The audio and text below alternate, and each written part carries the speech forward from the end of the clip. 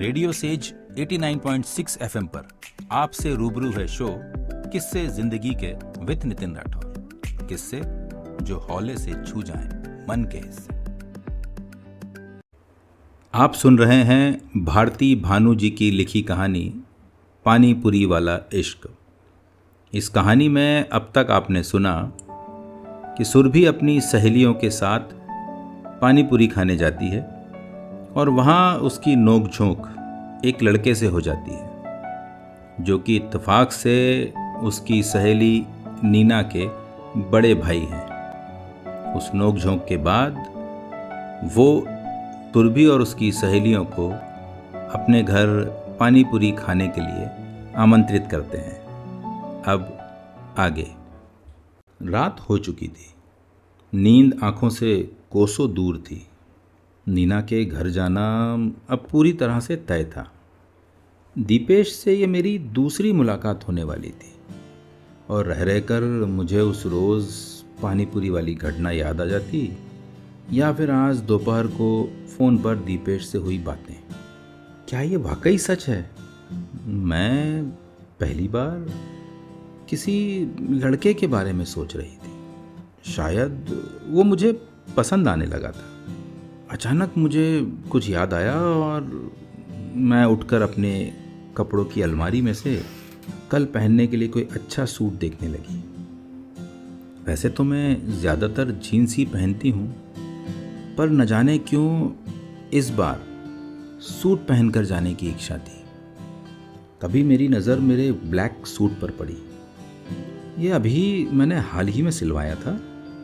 बहुत खोजने पर मुझे एक कपड़ा पसंद आया।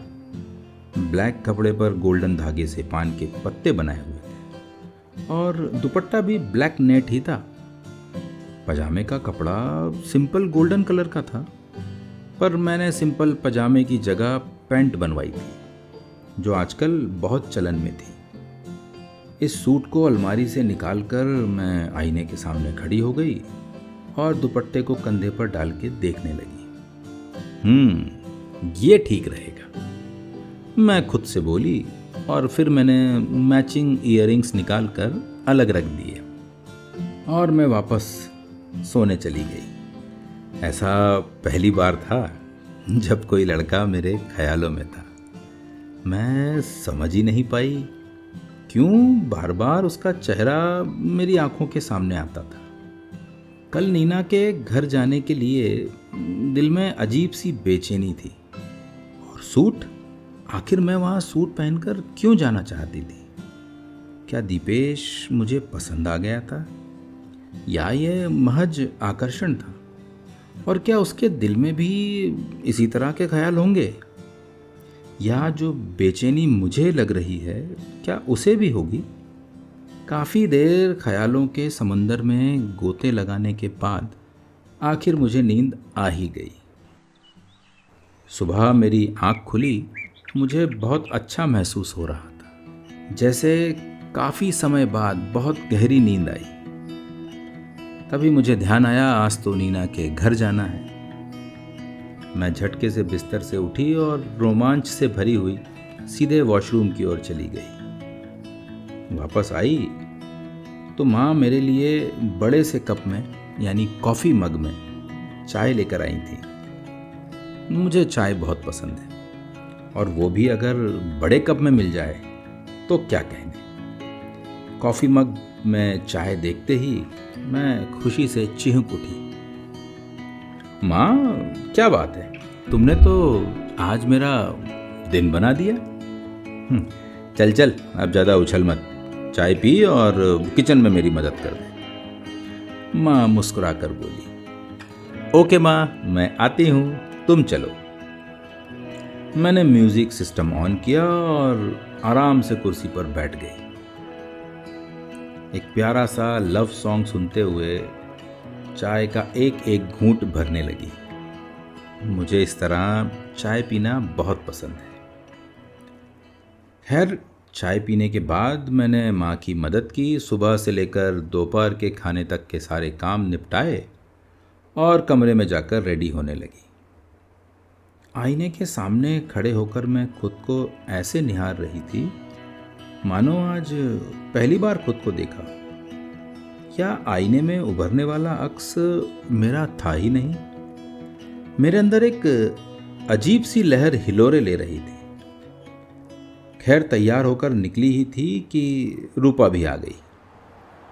हम दोनों घर से निकले और शिखा के घर जा पहुंचे। शिखा अभी तैयार नहीं हुई थी और इस वक्त मुझे उसकी इस हरकत पर बहुत खीज आ रही थी। न जाने क्यों मैं जल्दी से जल्दी वहाँ पहुँचना चाहती थी और शिखा ने तैयार होने में पूरे 25 मिनट लगा दिए थे। खैर हम चल पड़े, मगर मेरा मन तो जाने कहाँ था और हम थोड़ी देर बाद नीना के घर पहुँचे। नीना के घर में कदम रखते ही शरीर में मेरे एक लहर सी दौड़ गई। अपने चेहरे के भावों को मैंने बहुत छुपाने की कोशिश की, लेकिन ऐसा लग रहा था जैसे मेरा रूप निखर उठा है। नीना हमें अपने कमरे में लेकर गई और जब उसने और मेरी सहेलियों ने मुझे देखकर किसी भी तरह का कोई ताना नहीं मारा तो दिल को तसल्ली हुई, यानी कि सब सामान्य ही लग रहा है। नीना बोली कि भैया ने कहा है वो यहीं पर सबको सर्व कर देंगे। भैया आज ही एक नया म्यूज़िक एल्बम और एक नई फिल्म पेन ड्राइव में देकर गए हैं मुझे। तो दोस्तों ये बताओ क्या देखना पसंद करोगी तुम? नीना ने अपने कमरे में लगे टीवी की ओर जाते हुए बोला। यार मूवी ही लगा दे, मज़ा आएगा। थिएटर में तो हमेशा ही देखते हैं, आज सब यहीं बैठ कर देखेंगे। क्या खूब जमेगा रंग जब मिल बैठेंगे 3 यार, शिखा ने बोला। तो मैं, रूपा और नीना तीनों उसे देखने लगे। अरे हम 4 हैं ना। अरे यार 3 यार मतलब हम, यानी हम चारों, फिल्म और पानीपुरी हुए ना 3 यार। शिखा की बात सुनकर हम सब खिलखिलाकर हंस पड़े। तभी नीना के भैया यानी दीपेश कमरे में आए और मेरे दिल की धड़कनें जोरों से धड़कने लगी। अरे तुम लोगों ने अभी तक मूवी स्टार्ट नहीं करी? चलो चलो जल्दी करो, पानीपुरी वाला तुम सबकी खिदमत में पेश है। मैं धड़कते दिल के साथ कनखियों से दीपेश को देख रही थी। आखिर मुझे हुआ क्या है? किसी लड़के के लिए इस तरह की फीलिंग मुझे पहले कभी महसूस नहीं हुई। मैंने कनखियों से देखा, दीपेश ने भी एक सरसरी नज़र मुझ पर डाली और मैं जैसे बेहोश होते होते बची। हे भगवान, कहाँ फंसा दिया आपने। नीना ने मूवी चला दी। हम सब बैठ चुके थे और दीपेश हमें बारी बारी से प्लेट पकड़ा रहा था। सबसे पहले शिखा, फिर नीना, उसके बाद रूपा और आखिरी में मुझे। मैंने धड़कते दिल से दीपेश से पानीपुरी की प्लेट ले ली। मेरी प्लेट में एक सीध में 3 पानीपुरी रखी गई थी। मैंने अपना ध्यान दीपेश से हटाने के लिए मूवी देखते देखते पूरी पानीपुरी मुंह में डाल ली। पानीपुरी वास्तव में टेस्टी थी। खट्टा तीखा पुदीना और हींग का टेस्टी पानी और सूजी और दाल से बनी पूरी, उसमें आलू और दही। वाह, मुझे तो लाजवाब लगी। मैं भरसक कोशिश करती रही कि दीपेश पर मेरी नजर ना पड़े। मुझे डर था कि कहीं वो मेरे मन में उठते ख्यालों को न ताड़ ले। यार वो मेरी दोस्त का भाई है, बात जरा भी इधर उधर हुई तो। मेरे दिल में हलचल मची हुई थी और मेरी सारी सहेलियों का ध्यान मूवी और पानीपुरी पर था। दीपेश पानीपुरी बनाने में व्यस्त था। इन सबके बीच बस इकलौती मैं ही थी जो चाहकर भी एक जगह फोकस नहीं कर पा रही थी। तभी दीपेश ने सबको दूसरी प्लेट पकड़ाई। मैंने भी दूसरी प्लेट ले ली। प्लेट पर नजर पड़ी। प्लेट में 3 पानीपुरी एक सीध में और 2 नीचे की साइड में रखी हुई थी। जैसे अंग्रेजी का एल होता है ना, मैंने ज़्यादा गौर नहीं किया इस बात पे। फिर तीसरी प्लेट पानी पूरी से मैं इनकार कर रही थी, लेकिन दीपेश ने मुझे जबरदस्ती पकड़ा दी। मेरी नज़र प्लेट पर गई। इसमें पानी पूरी से यू का आकार बना हुआ था। मैं एकदम से चौंक गई। पहली 2 प्लेट में भी अक्षर लिखे गए थे, आई और एल, और अब यानी ILU। क्या सच में? इसका मतलब दीपेश मुझे प्रपोज कर चुका था या यह सिर्फ मेरा भ्रम था? मैंने तिरछी नजरों से दीपेश को देखा। वो मंद मंद मुस्कुरा रहा था। मुझे अपनी ओर देखता पाकर झट से उसने अपने हाथों से हार्ट शेप बनाया और मेरी ओर उछाल दिया। मैं मारे शर्म के लाल हो गई। उसका ये तरीका मेरे दिल की गहराइयों में समा गया। दीपेश कमरे से जा चुका था। मेरी सहेलियां मूवी और पानी पूरी में व्यस्त थीं। मैंने नीना से पूछा, पानी मिलेगा? उसने मूवी देखते देखते ही मुझे किचन का रास्ता बता दिया। मैं रूम से बाहर आ गई। किचन की तरफ जा ही रही थी कि तभी मेरे कानों में एक आवाज़ पड़ी। जवाब नहीं दिया किसी ने पानी पूरी का। मेरा दिल जोर से धड़कने लगा। अपनी धड़कनों पर काबू करती और गालों पर लाली लिए मैं मुस्कुराते हुए किचन की तरफ बढ़ गई। खुद को काबू करते हुए मैंने फ्रिज से पानी निकाला और पीने लगी। दीपेश भी किचन में पहुंच चुका था। उसने मेरी ओर कदम बढ़ाए। मेरा दिल बहुत जोरों से धड़कने लगा। वो धीरे धीरे मेरे करीब आया और मेरी आंखों में देखने लगा। क्या इसका भी जवाब नहीं दोगी? नाम पूछने पर तो तुमने बातों को घुमा ही दिया था। दीपेश बहुत धीरे और बहुत गहरे स्वर में बोला। मैंने उसकी आंखों में देखा। उसमें मुझे अथाह प्रेम का सागर दिखाई दिया और साथ ही दिखाई दी एक बेचैनी जो शायद मेरे जवाब न देने की वजह से थी। कुछ लम्हे हमने यूं ही गुजार दिए। अचानक जैसे मुझे होश आया। अगर किसी ने हमें ऐसे एक दूसरे के करीब निहारते हुए देख लिया तो? मैंने झटके से उसका हाथ हटाया और वहां से भाग गई। किचन के गेट पर आकर मैं पल भर को रुकी, दीपेश की ओर देखा और एक मुस्कान उछाल दी। दीपेश ने बाहर की ओर कदम बढ़ाते हुए कहा, अरे जनाब, मेरा जवाब? लेकिन मैंने वहां से दौड़ लगा दी थी।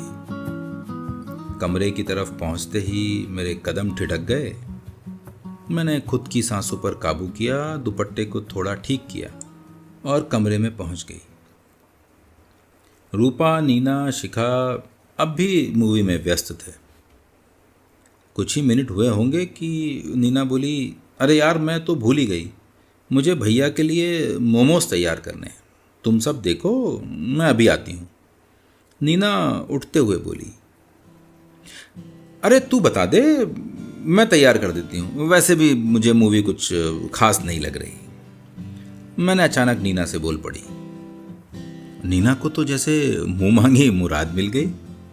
वो चहकते हुए बोली कि पक्का ना? हाँ बाबा, पक्का, तू बस सामान निकाल दे। फिर नीना ने मुझे सब कुछ बताया, समझाया और मैं किचन की तरफ चली गई। दीपेश वहां नहीं था। मैं तल्लीनता से अपने काम पर लग गई। मोमोज लगभग तैयार थे। तभी दीपेश वहां आया। उसे देखते ही मुझे घबराहट हुई कि अब ये फिर करीब आकर जवाब मांगेगा, लेकिन वो इस बार ज्यादा करीब नहीं आया। थोड़ा दूर से ही बोला, तुम जवाब दो या ना दो, बंदा तुम्हारे जवाब के इंतजार में बूढ़ा होने तक तैयार है। मुझसे कुछ बोलते ना बना। मैं तेज कदमों से बाहर आ गई और किचन से बाहर आकर बोली, मोमोज खा लेना। इतना कहकर मैं और ज्यादा तेज गति से नीना के रूम की ओर बढ़ गई। मूवी का लास्ट सीन चल रहा था। मूवी खत्म हुई और हम वापस जाने के लिए नीना के रूम से निकले। नीना मेन डोर तक हमें छोड़ने आई और साथ में दीपेश भी आए। अचानक से नीना पूछ बैठी, आपको मोमोज कैसे लगे भैया? मोमोज तो बहुत अच्छे थे, पानी पूरी का जवाब जो थे, दीपेश शरारत से बोला। नीना गौर से देखते हुए बोली, अरे जवाब नहीं, पानी पूरी के एवज में थे। जो भी है, तुम समझ गई ना? दीपेश नीना से बोले, लेकिन इशारा मुझे किया था और मैं समझ गई थी। पानी पूरी का जवाब मैं मोमोज से देकर आई थी। जब मैंने मोमोज बनाए तो उनमें से 3 मोमोज को मैंने ILU का शेप दे दिया था।